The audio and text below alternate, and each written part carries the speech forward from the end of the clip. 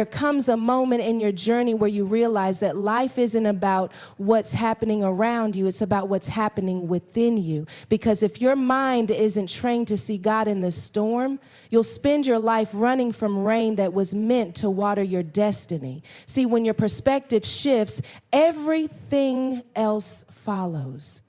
The same situation that once made you question God can become the very place where you see his fingerprints all over your life. The same valley that once broke you becomes the place you find your strength. You start to recognize that even when it's painful, even when it's confusing, even when you don't understand, God is still in it.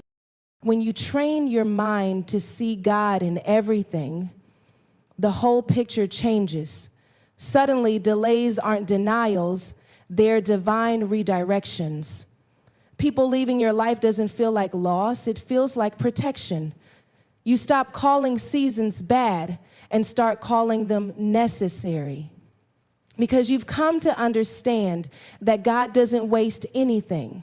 Not your tears, not your waiting, not your disappointment. Everything he allows is working together to build something holy inside of you. And once your eyes open to that truth, you start seeing miracles in moments you used to overlook. This is the transformation that happens when your spiritual vision becomes stronger than your emotional reaction. You stop seeing random chaos and you start seeing divine choreography. Every closed door, every not yet, every detour, they're not obstacles, they're evidence of a God who's intentional. And once your mind is trained to see him in everything, life will never look the same again, because you'll stop chasing what's temporary and start trusting what's eternal, the hand of God moving through all things for your good. When you start shifting your perspective from pain to purpose, everything about how you live, think, and respond begins to transform. Pain in its rawest form feels like a weight pressing against your spirit. It tries to convince you that you've been forgotten, overlooked, or punished. But when your eyes are trained to see God even in the struggle, you start realizing that pain is not the enemy. It's often the birthplace of purpose. The very moments that made you cry, the seasons that made you question your worth, and the experiences that felt like breaking points were actually shaping you into the woman or man God destined you to become. Pain becomes the divine classroom where your soul learns endurance, trust, and obedience. You begin to understand that what you went through wasn't meant to destroy you, but to reveal something within you that comfort could never uncover. There's something powerful about the way God uses pain as a tool to reintroduce you to yourself. You thought you knew who you were until pain showed up. Pain strips away pretense, it breaks down comfort zones, and it demands authenticity. It asks, who are you when nothing goes according to plan? Who are you when what you prayed for doesn't come the way you expected? And that's where God starts to show you who he truly is. Because when the pain is deep, his presence becomes undeniable. You start realizing that he's been there the entire time, not removing the fire, but standing with you in it. That's when pain begins to shift. It's no longer just something you survive. It becomes something you learn from, something that stretches your vision and expands your capacity to trust.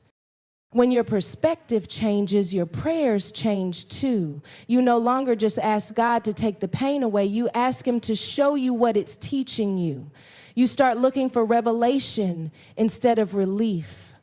Because once you recognize that pain is producing purpose, you stop fighting it and start partnering with it. You begin to say, Lord, if this is where you have me, then help me grow here. That's when transformation begins to take root. You see, purpose isn't born in comfort. Purpose is born in the tension between what hurts and what heals. It's in that tension where your character matures, where your spirit deepens, and where your dependency on God becomes unshakable. The pain that once made you feel powerless becomes the very thing that teaches you how to walk in divine authority. God never wastes pain. Every disappointment carries a divine assignment. Every heartbreak has a hidden lesson. Every loss carries a seed of something greater. But you have to train your mind to see it. The enemy will always try to use pain to distort your vision, to make you believe that you are cursed when in reality you are being cultivated. He wants to convince you that you're being punished when God is actually preparing you. And when your thoughts align with heaven's perspective, you start to see that what you called failure was really training. What you called rejection was actually redirection. What you called pain was the process that pushed you toward purpose.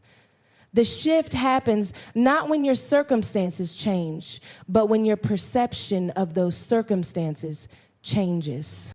It takes spiritual maturity to say, God, I don't like this, but I trust you. It takes faith to believe that even when it hurts, he's still working. That's when pain becomes holy ground. That's when brokenness becomes the place of encounter.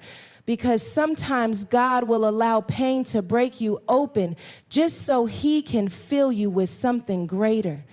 He will let the thing you thought you needed fall apart so you can discover that he's all you ever truly needed. Pain becomes the doorway to deeper purpose when you allow it to reveal rather than define you.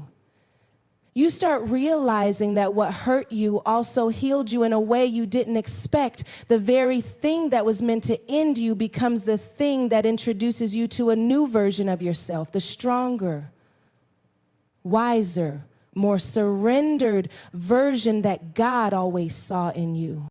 When your mind shifts from asking why me to asking what for, everything changes. The pain starts to make sense. You see that every tear watered the soil of your growth.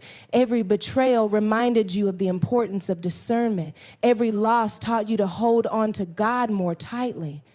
The perspective shift doesn't make the pain any less real. It just gives it meaning. It reframes your story.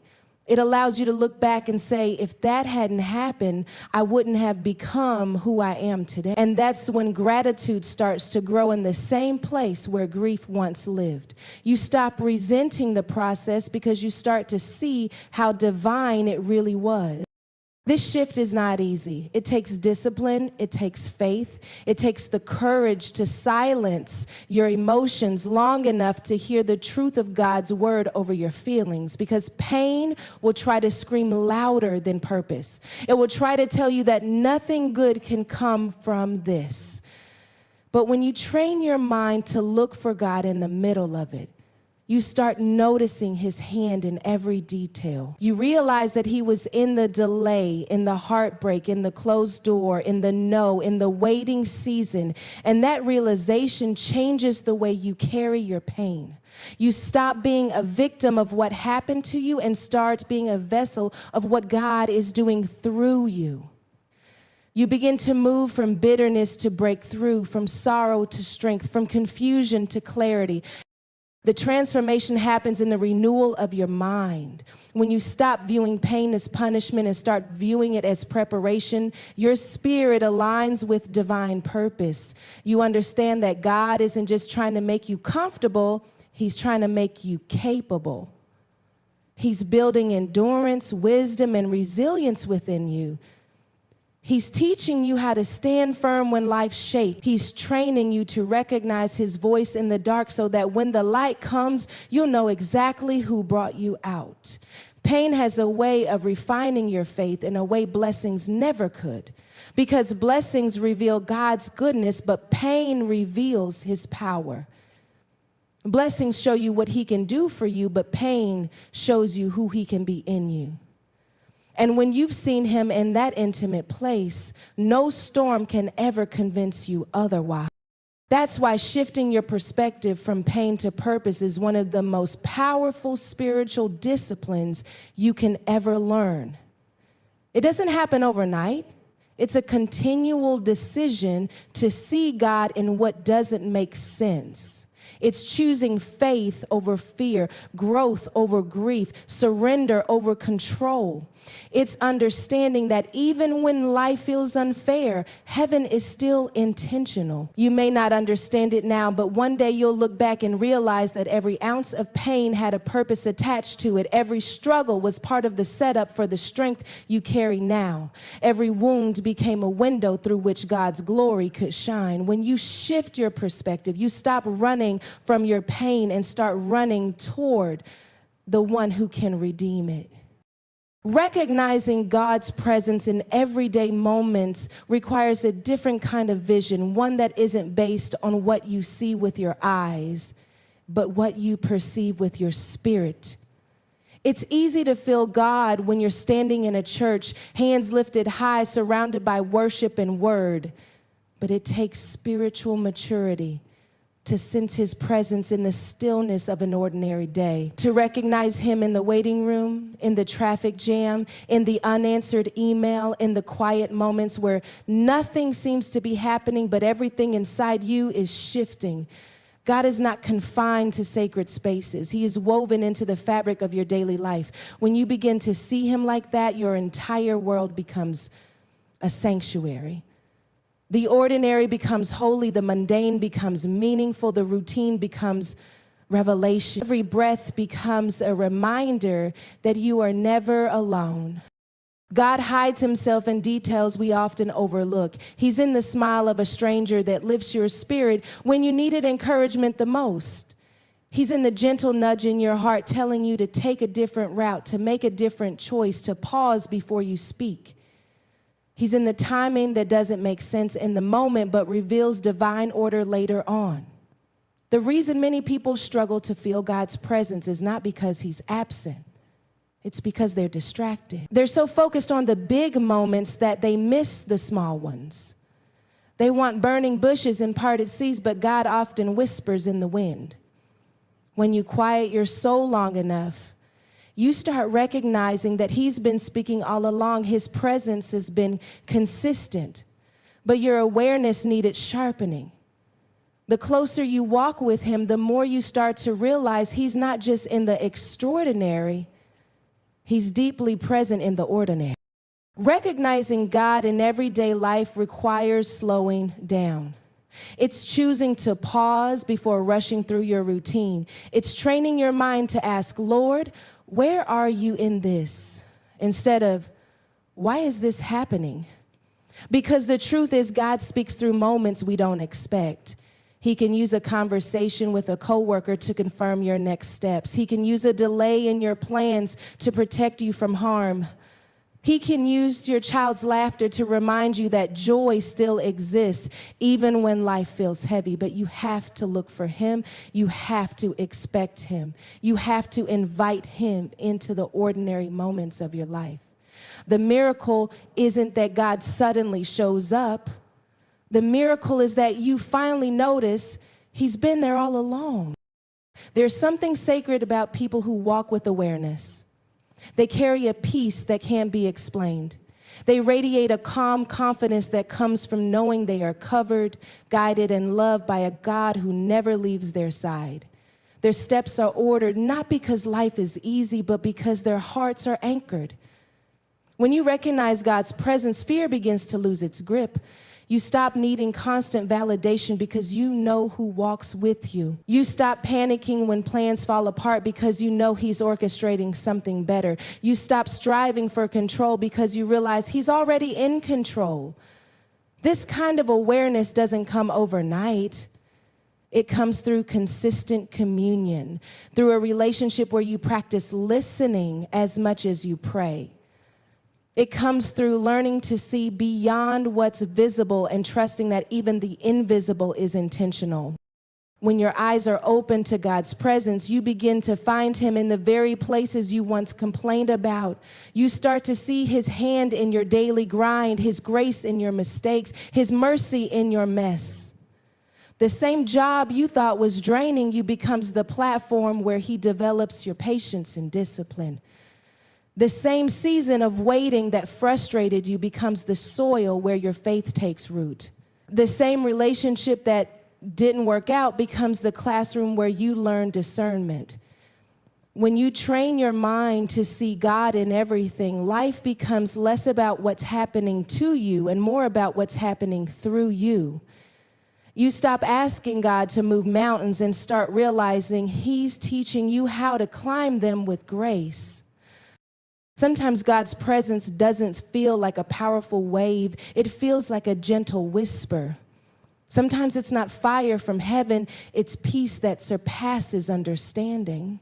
He shows up in subtle ways because He's teaching you to trust His stillness. You don't need a sign every time. Sometimes you just need stillness. Because when you're still, your spirit begins to recognize His rhythm. You notice how He's guiding you in conversations and decisions and interruptions. You begin to sense that divine flow in your day-to-day life. It's no longer about chasing moments of glory, but about living aware that glory follows you wherever you go. The presence of God is not something you visit, it's something you carry. And when you understand that, everything changes about how you move through the world. This awareness also shifts your gratitude. You start thanking God for small things you once took for granted. The sunlight streaming through your window feels like a reminder of His warmth. The meal on your table becomes evidence of His provision. The people around you become reflections of His love. Gratitude sharpens your vision because it teaches your heart to focus on what God is doing rather than what He hasn't done yet. Every thank you becomes a declaration that you see Him. Every acknowledgement of His goodness becomes an invitation for more of His presence. Because God shows up where He's recognized. He dwells in the praises of His people, not just in songs, but in hearts that choose to see Him in all things. Recognizing God's presence also means trusting that even when you don't feel Him, He's still there. Feelings fluctuate, but faith anchors you. You may not always sense His nearness, but His word promises that He will never leave you. Sometimes He hides not to distance Himself, but to deepen your pursuit. He wants you to seek Him, to draw closer, to train your spiritual senses to recognize His movements. It's in those quiet seasons where He's building your awareness. He's teaching you that His presence isn't a feeling, it's a fact. You don't have to chase emotional highs to know He's with you. You can rest in the assurance that His Spirit dwells within you. That truth gives you peace in chaos, clarity in confusion, and comfort in uncertainty. When you recognize God's presence in everything, your responses begin to change. You start reacting from faith instead of fear. You speak life instead of doubt. You approach challenges with confidence because you know you're not facing them alone. This awareness builds resilience. It keeps you grounded when life shakes. It reminds you that no moment is wasted because every moment is inhabited by His presence. Even your mistakes are redeemed when seen through this lens. Even your weaknesses become opportunities for His strength to shine. You begin to realize that His presence is not seasonal, it's constant. It doesn't depend on how perfect your faith is, but on how faithful He is. When you walk with that kind of awareness, life stops being random. Every encounter feels divine. Every delay feels purposeful. Every decision feels guided. You become sensitive to His whispers, obedient to His nudges, and confident in His direction. You move through your day not searching for signs, but seeing everything as a sign. You wake up knowing that He's already gone before you, and you rest at night knowing He's still working while you sleep. That's what it means to recognize God's presence in everyday moments, to live with open eyes, open heart, and open hands, fully aware that the Creator of the universe is intricately involved in every detail of your story. Developing a faithful mindset that transforms your reality begins with understanding that what you focus on, you magnify. Your thoughts are the lens through which you interpret the world around you. And if your mind is fixed on fear, lack, or limitation, that's all you'll see. But when your mind is fixed on faith, When it's trained to look for God's hand in every situation, your entire reality begins to shift. Faith doesn't mean ignoring what's happening around you. It means seeing it through the filter of God's promises instead of your problems. It's the ability to stand in the middle of chaos and still declare God is in control. That's what separates those who crumble under pressure from those who rise with purpose. A faith-focused mindset doesn't deny reality. It redefines it by aligning it with truth. Faith is a discipline of the mind before it becomes an act of the body. It begins in your thoughts, in the quiet place where belief is formed. You can't live a life of faith if your mind is filled with doubt. You can't walk in victory if your thoughts are always rehearsing defeat. That's why Scripture says, be transformed by the renewing of your mind. Transformation begins internally long before it manifests externally. If you want to see a new outcome, you have to develop a new outlook. Faith takes root when you start to think differently, when you refuse to let your emotions dictate your expectations. It's training your mind to say, even if I don't see it yet, I still believe. Faith focuses not on what's missing, but on what's promised. It looks beyond what's visible and anchors itself in the unseen. A faith-focused mindset is intentional. It requires you to take captive every thought that doesn't align with God's word and replace it with truth. It's not a one-time decision, it's a daily practice. When fear whispers, what if it doesn't work out? Faith responds, what if it does? When doubt says you're not enough, faith declares God's strength is made perfect in my weakness. When insecurity says you're too broken, faith reminds you God uses broken things to create beauty. This mental discipline doesn't mean you won't have moments of fear. It means fear no longer has the authority to control your narrative. You learn to let faith speak louder than your feelings. The more you practice this, the more natural it becomes to respond with trust instead of panic, peace instead of worry, and hope instead of despair. Developing this mindset also means feeding your faith more than your fears. Whatever you focus on grows. If you spend your energy consuming negativity, replaying disappointments, or meditating on what went wrong, your spirit becomes heavy. But if you fill your mind with God's promises, with gratitude, with reminders of how He's come through before, your perspective shifts. You start expecting goodness instead of anticipating failure. You start waking up with a sense of purpose instead of dread. You start believing that miracles are not just stories from the past, but realities for today. A faith-focused mind doesn't just wait for things to happen, it prepares for them. It plans with expectation, it speaks with conviction, it moves with boldness because it believes that what God said will come to pass. Faith and perspective are inseparable. The moment you allow faith to lead your thoughts, your perception of life transforms. What others call coincidence, you start calling divine alignment. What others see as delays, you recognize as preparation. What others label failure, you see as formation. Faith gives you spiritual vision. It lets you see beyond the surface and recognize that every challenge carries a lesson. Every obstacle hides an opportunity. And every closed door protects a promise. You start realizing that your mindset doesn't just shape your mood, it shapes your future. If your thoughts are rooted in faith, your steps will follow in alignment with that belief. You'll move differently. You'll speak differently. You'll handle storms differently because you're no longer moved by what you see. You're anchored by what you know. A faith-focused mindset requires surrender. It's releasing the need to control outcomes and trusting that God's plan is greater than your plan. That doesn't mean you stop working or striving. It means your work is driven by trust, not anxiety. It's doing your part and leaving the rest to Him. It's saying, Lord, I don't understand it, but I trust you with it. That posture of surrender transforms your peace. You stop living in tension and start living in flow. You begin to see life as something happening for you, not against you. You stop asking, why me, and start asking, what are you teaching me? That shift in thinking changes everything. Because when your faith leads, frustration loses its power. This mindset also transforms the way you speak. Faith doesn't just live in your thoughts, it flows through your words. You start declaring what you believe instead of what you fear. You stop speaking death over your dreams and start speaking life into them.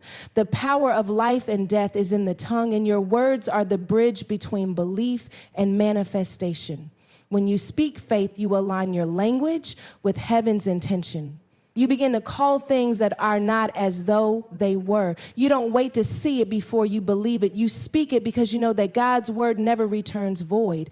A faith-focused person doesn't speak according to circumstances. They speak according to covenant. Their words carry weight because they come from a place of conviction, not doubt. Developing this mindset also strengthens your resilience. Faith doesn't mean you won't face battles. It means you'll face them differently. You'll face them with confidence, knowing that no weapon formed against you will prosper. You'll walk through valleys knowing they are temporary, not terminal. You'll face setbacks with perspective, understanding that God's plan is not derailed by your detours. A faith-focused mind interprets challenges as opportunities for growth. It doesn't crumble under pressure, it gets stronger. Because every test becomes testimony, every loss becomes lesson, every delay becomes development. Faith changes how you interpret pain, how you navigate uncertainty, and how you carry yourself when life feels heavy.